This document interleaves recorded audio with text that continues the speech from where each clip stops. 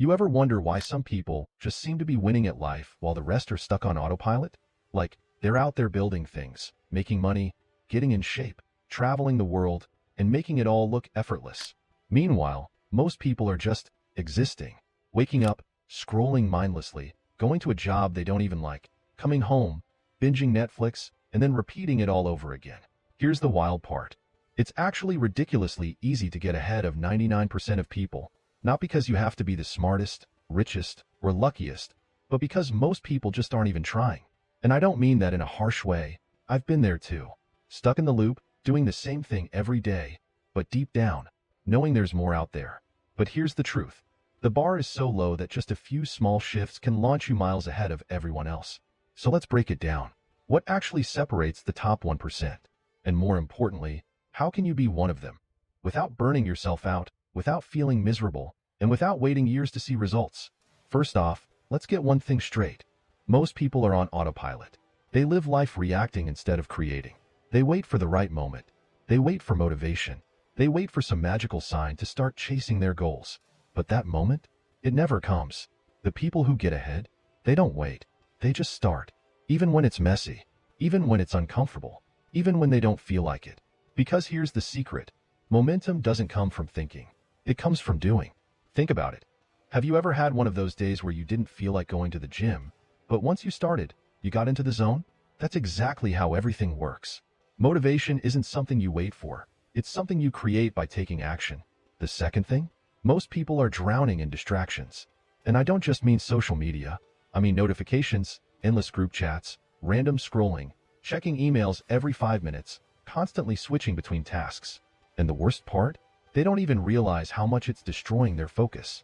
If you can just protect your focus, like actually guard it with your life, you'll instantly be ahead of 99% of people by default. Because most people don't focus. They pretend to. They sit down to work, but check their phone every 5 minutes. They say they want to read more, but they can't go 10 minutes without scrolling. The ones who move fast, they eliminate distractions. They work in deep focus mode. No interruptions. No mindless scrolling. No half in, half out nonsense. And yeah, that might mean setting your phone to do not disturb. It might mean putting it in another room. It might mean saying no to plans when you know you need to focus.